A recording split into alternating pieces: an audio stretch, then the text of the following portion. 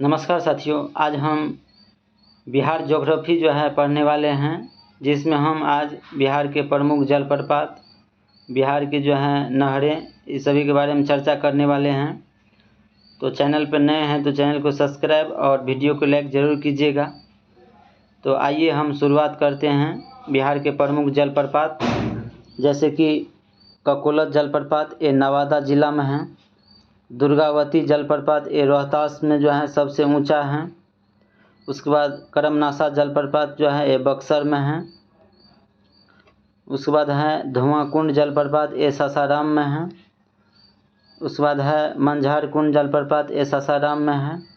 उसके बाद है तिलहर कुंड जलप्रपात, ये कैमूर में है। उसके बाद बिहार के हम नहरें देखेंगे, जैसे कि त्रिवेणी नहर, ये गंडक नदी से निकलते हैं। उसके बाद है तिरहुत नहर, ये गंडक नदी से निकलते हैं। पूर्वी कोसी नहर, ये कोसी नदी से निकलते हैं। पश्चिमी कोसी नहर, ये भी कोसी नदी से निकलते हैं। उसके बाद है राजपुर नहर, ये कोसी नदी से निकलते हैं। और पूर्वी सोन नहर, ये सोन नदी से निकलते हैं। उसके बाद पश्चिमी सोन नहर, ये भी सोन नदी से निकलते हैं। उसके बाद हम बिहार के प्रमुख झील देखेंगे, जैसे कि कांवर झील, ये बेगूसराय जिला में है। गोगा बिल, ये कटिहार में है। उसके बाद है कुशेश्वर झील, ये दरभंगा जिला में है। घोड़ा कटोरा झील, ये राजगीर में है। अनुपम झील, ये कैमूर में है। उसके बाद है सिमरी झील, ये सहरसा में है। जगतपुर झील, ये भागलपुर में है। मोती झील, ये मोतिहारी पूर्वी चंपारण में है। उसके बाद है सरियामन झील, ये बेतिया में है। उसके बाद है पिपरामन झील, ये मोतिहारी पूर्वी चंपारण में है। ये प्रमुख झील बिहार के प्रमुख झीलें हैं।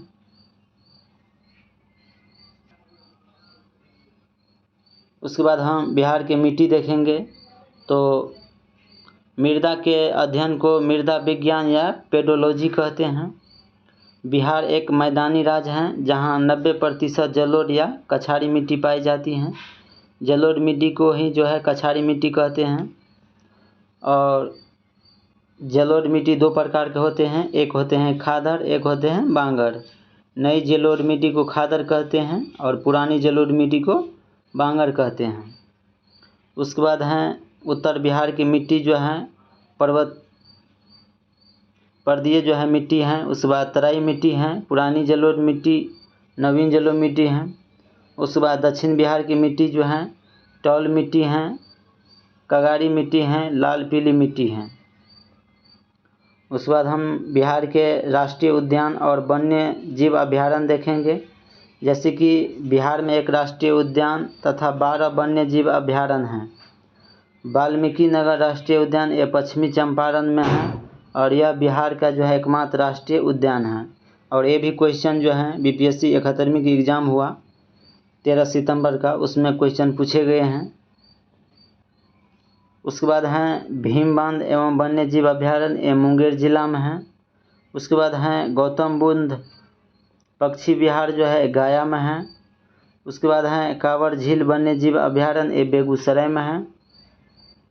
उसके बाद है कैमूर वन्य जीव अभयारण्य, ये रोहतास में है। उसके बाद है नागी पक्षी विहार, ये जमुई में है। और नगटी डैम वन्य जीव अभयारण्य, ये भी जमुई में है।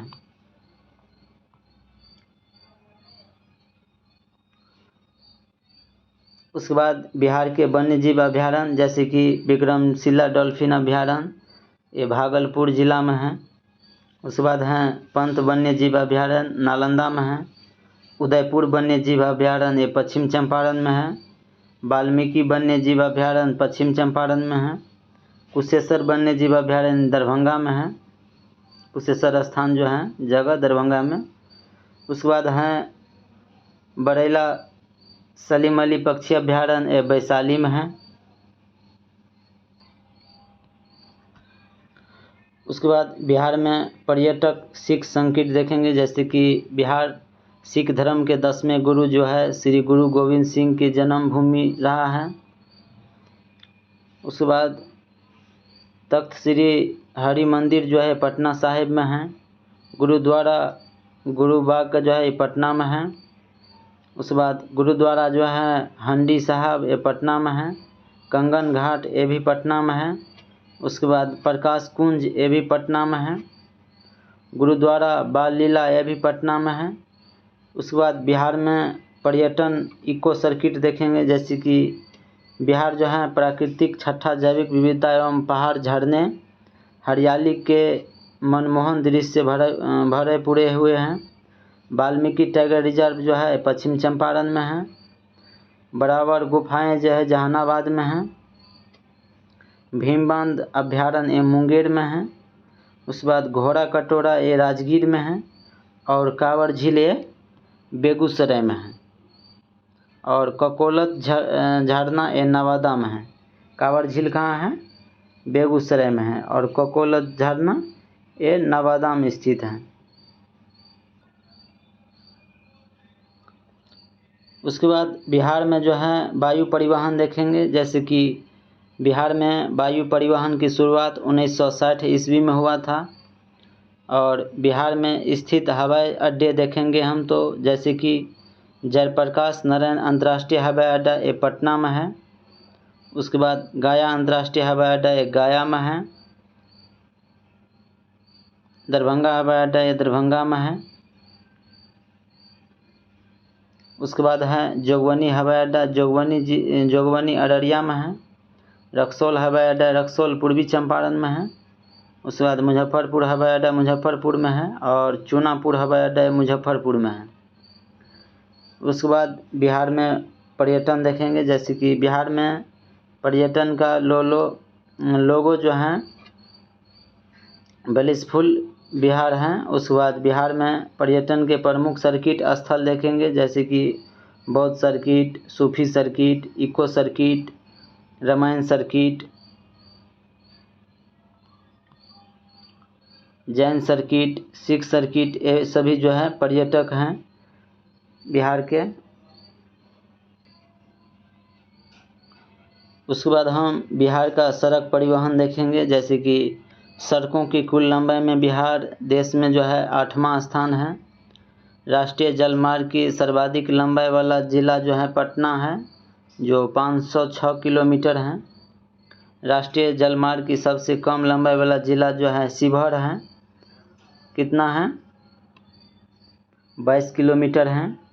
राष्ट्रीय जलमार्ग की कुल लंबाई लगभग जो है ये 5947.84 किलोमीटर है।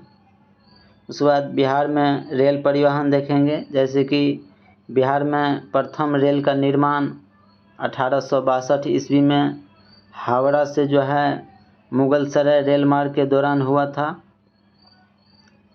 रेल परिवहन में बिहार का जो है 8वां स्थान है। बिहार में जिले 4 रेल मंडल हैं, जैसे कि सोनपुर मंडल, दानापुर मंडल, समस्तीपुर मंडल और कटिहार मंडल। ये सभी जो हैं ईस्ट सेंट्रल रेल में आते हैं। पूर्वी मध्य रेल।